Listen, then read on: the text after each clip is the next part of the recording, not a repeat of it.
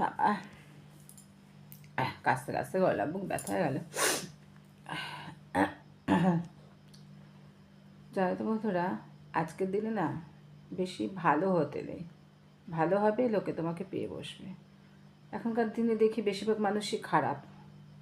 আমি ভাবি খারাপ হয়ে কী হবে? সত্যি কথা, খারাপ হওয়াটাও তো ঠিক না। সংসার থাকে, সন্তান থাকে, তাদের সামনে নিজেকে খারাপ করা এটা খুব খারাপ জিনিস, ভালো জিনিসও না। কিন্তু এখন দেখি তারাই ভালো। খারাপ হওয়াটাই মনে হয় ভালো। ভালো হয়ে কী ভালো? ভালো হয়ে তো কোনো ভালো নেই। দেখবে ভালো হবে তোমার কষ্ট বেশি হবে, ভালো হবে তুমি কষ্ট বেশি পাবে। খারাপ হলে কষ্ট পায় না কেউ, কারণ তাদের তো লাজ লজ্জা থাকে না। তারা কাউকে পাত্তাও দেয় না, লাজ লজ্জাও থাকে না। যা ইচ্ছা তাই করে, কাউকে পরোয়া করে না, পাত্তা দেয় না। একদিকে ভালো, জানো তো, তারা তাদের একদিকে ভালো। কিন্তু আর আমরা ভালো হয়ে কী করলাম? ভদ্র এই ঘরের মধ্যে বসে থেকে রান্না বান্না করো, খাওয়া দাওয়া করো, আর সারাটা দিন কাটিয়ে দাও। কাজের কাজ কিছুই করতে পারলাম না, সত্যি কথা। আর এক একজন দেখো, পুরুষ মানুষ তো আছে নোংরা, সেটা তো বাদই, কিছু মহিলারাও আছে দেখো এত নোংরা।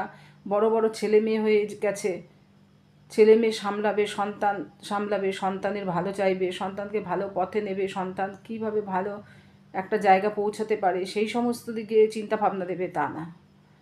এই বয়সে এসে এক একজন মহিলা দেখবে পরকীয়া করে বেড়াচ্ছে, নোংরামো করে বেড়াচ্ছে। সেটা খুব ভালো জিনিস, তাদের কাছে খুব ভালো জিনিস, মানে খুব খুব মানে কি জানি একটা করে ফেললাম, আমি পরকীয়া করে ফেললাম, আমি অন্য জায়গায় গিয়ে গেড়ে বসলাম, মানে কী জানি।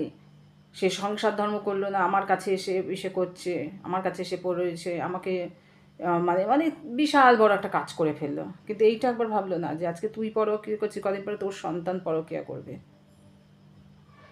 তোর সন্তানের কাছে তুই মুখ দেখাতে পারছিস না আজকে, দুদিন পরে তুইও মুখ দেখাতে পারবি না। দুদিন পরে তোকে ঝ্যাঁটাপেটা করবে। যখন তার সময় আসবে সে তোকে ঝ্যাঁটাপেটা করবে, তোকে সম্মান করবে না।